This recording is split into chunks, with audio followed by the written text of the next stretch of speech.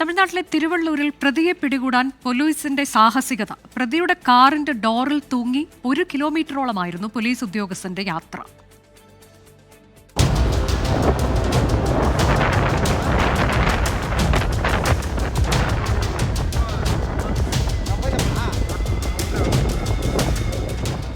അഞ്ചു വർഷമായി പോലീസിനെ വട്ടം ചുറ്റിച്ച് മുങ്ങി നടക്കുന്ന കൊലപാതക കേസ് പ്രതി അഴകരാജയെ പിടികൂടാനായിരുന്നു പോലീസിന്റെ ഈ സാഹസിക നീക്കം.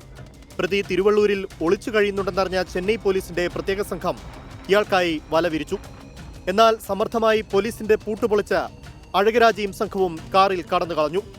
ഇതിനിടെയാണ് ഒരു പോലീസ് ഉദ്യോഗസ്ഥൻ പ്രതിയുടെ കാറിന്റെ ഫ്രണ്ട് ഡോറിൽ തൂങ്ങിയത്. പ്രതി ഇയാളുമായി 1.5 കിലോമീറ്റർ സഞ്ചരിച്ചു. അഴകരാജ കാർ നിർത്തില്ലെന്ന് ഉറപ്പായതോടെ പോലീസുകാരൻ പതിയെ താഴേക്കിറങ്ങി. പിന്നിൽ വാഹനമില്ലാത്തതിനാൽ അപകടമുണ്ടായില്ല. ഇത് 6ാം തവണയാണ് പ്രതി പോലീസിനെ വെട്ടിച്ച് കടന്നു കളയുന്നത്.